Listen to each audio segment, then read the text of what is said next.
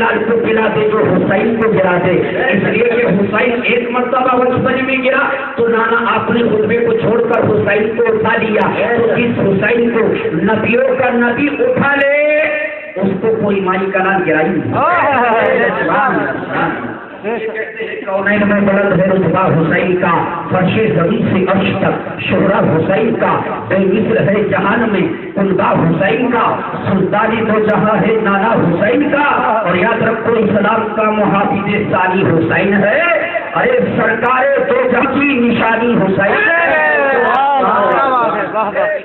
امام حسین کی محبت میں بھی نہیں بولیں گے تو کب بولیں گے؟ سبحان اللہ، سبحان اللہ۔ اسلام کا محافظ ثانی حسین ہے، سرکار دو جہاں کی نشانی حسین ہے، اور اسلام کی رگوں میں لہو ہے حسین کا، دین محمدی کی روانی حسین ہے، دین محمدی کی روانی حسین ہے۔ عزیزان ملت اسلامیہ، آپ آنے والے علماء سے خاص کر ہمارے شہر کاشی پور کی عظیم شخصیت مفتی اعظم کاشی پور سے آپ سنیں گے تاریخ کربلا کو، لیکن میں شوق میں آپ کو فوراً کربلا پہنچا دیتا ہوں۔ حضرات آئیے کربلا کی سرزمین پر چلتے ہیں۔ کربلا میں دیکھیے حضرات، یقیناً وہی تاریخ آتی ہے باعث کا مطالبہ زوروں پر، لیکن میرے حسین نے کہہ دیا کہ میں ایک فاسق کی بیعت نہیں کر سکتا ہوں، ایک فاسق کے ہاتھ میں اپنا ہاتھ نہیں دے سکتا ہوں۔ المختصر یہ جنگ کا آغاز شروع ہوتا ہے، حضرات گرامی خیمے کے اندر مشکیزیں لٹکے ہوئے ہیں، ایک مشکیزہ ہے جو خالی پڑا ہے، حضرت سکینہ کی نظر کبھی خیمے میں لٹکے ہوئے خالی مشکیزے کو دیکھتی ہے، کبھی عباس علمبردار کو دیکھتی ہے۔ حضرت عباس نے سمجھ لیا، مشکیزے کو لیا، گھوڑے پر سوار ہوئے، نہر فرات کا رخ کیا۔ جیسے ہی عباس نے نہر فرات کا رخ کیا ہے، یزیدیت میں ایک ہنگامہ برپا ہو گیا،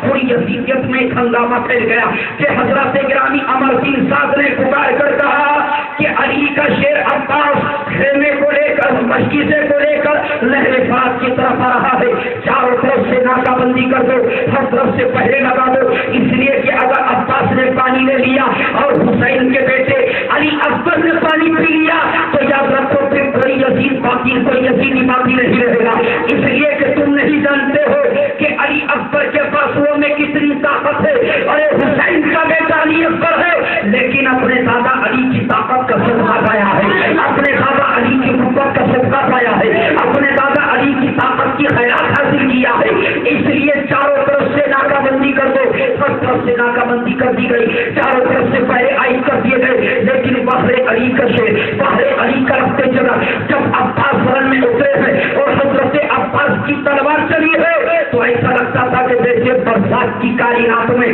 بجلیاں چمک کر گزر جائے گی۔ حضرت عباس کی تلوار چل رہی تھی اور یزیدی کا دل موڑی کی طرح کٹ کٹ کر زمین پر گر رہے تھے۔ حضرت عباس یزیدیوں کی چیر پھاڑ کرتے ہوئے حضرت نہر فرات پر اپنے کو گھوڑے کو ڈالنے کے بعد، مشکیزے میں پانی لینے کے بعد، نہر فرات پر جھنڈا گاڑنے کے بعد اعلان کرتے ہیں اور یزیدیوں سن لو، حسین پانی نہیں لے رہے ہیں تو یہ حسین کا پرستنا ہے، اگر کوئی حسینی اپنی ضد پر آ جائے تو نہر فرات پر قبضہ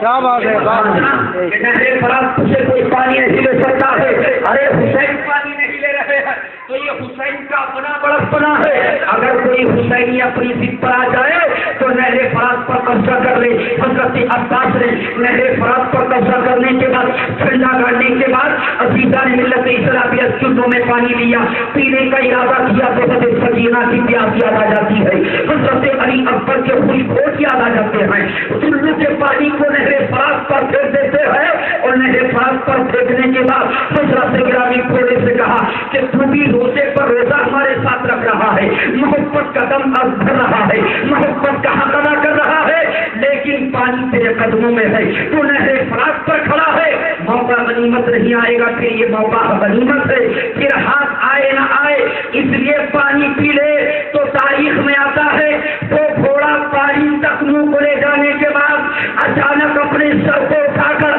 زمانے کو یہ پیغام دیتا ہے کہ جب اہل بیت پانی نہیں پئیں گے تو عباس میں بھی پانی نہیں۔ سبحان اللہ، سبحان اللہ، سبحان اللہ۔ ان باقیوں سے تو وہ گھوڑا اچھا تھا جس میں محبت اہل بیت کا حق ادا کر دیا. حضرات گرامی المختصر یہ کہ مشکیزے میں پانی لینے کے بعد جب میرے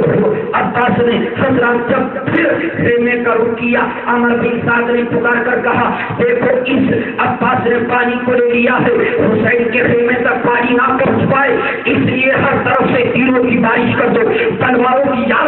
یلغار کر دو. ہر طرف سے حضرات وہ یزیدی تیروں کی بارش شروع کرتے ہیں. ایک تیر آ کر کے حضرت عباس کے مشکیزے میں بے بس ہو جاتا ہے, لیکن بحر علی کا شیر, بحر علی کا لگتے جگر حضرت عباس تلوار کو چلاتے ہوئے مشکیزے میں پانی لیے ہوئے اس امید سے آگے بڑھ رہے ہیں کہ سکینہ پانی کا انتظار کر رہی ہے, سکینہ پانی کی امید لگائے بیٹھی ہے, سکینہ پانی کی راہ تک رہی ہے. اسی امید سے پانی کو لے کر حضرت عباس پڑھتے چلے آ رہے تھے کہ اچانک ایک شخص نے اپنی تلوار کا وار کیا, حضرت عباس کے دائیں بازو کو کر دیا. لیکن حضرت عباس نے تلوار کو بائیں ہاتھ میں لینے کے بعد, حضرت اللبان کو ہاتھوں میں لینے کے بعد مشکیزے کو دونوں میں سمیٹ کر علی کا شیر ایک ہی ہاتھ سے تلوار کو چلاتا ہوا خیمے کی طرف بڑھ رہا تھا کہ اچانک ایک اور ساتھ یزیدی نے دوسری تلوار کا وار کیا, حضرت عباس کے بائیں بازو کو بھی کر دیا.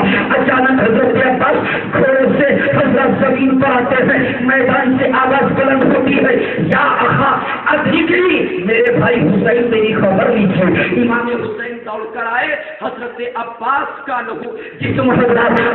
تیروں سے لہو لہان ہو چکا تھا. حضرت عباس کے سر کو اٹھا کر حسین نے اپنی گود میں رکھ لیا. حضرت عباس عرض کرتے ہیں بھائی حسین میں سکینہ سے وعدہ لے کر چلا تھا کہ پانی لے کر آ رہا ہوں, لیکن سکینہ تک پانی کو نہیں پہنچا پایا ہوں. بھائی حسین سکینہ سے کہہ دینا کہ مجھ عباس کو معاف کر دے, لیکن میں آپ سے وعدہ کرتا ہوں کہ کل قیامت کے دن جب نانا جان کے دستے پاس سے ہونے کو چھوڑ کر جان ملے گا تو جب تک عباس ان جان کو نہیں پیے گا جب تک کہ پہلے سکینہ کو نہ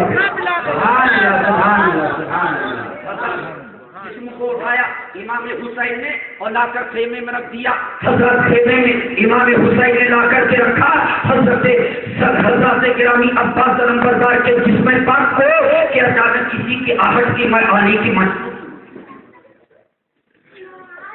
حضرات کوئی ویڈیو نہ بنائے, اس لیے کہ ہم اعلیٰ حضرت کے ماننے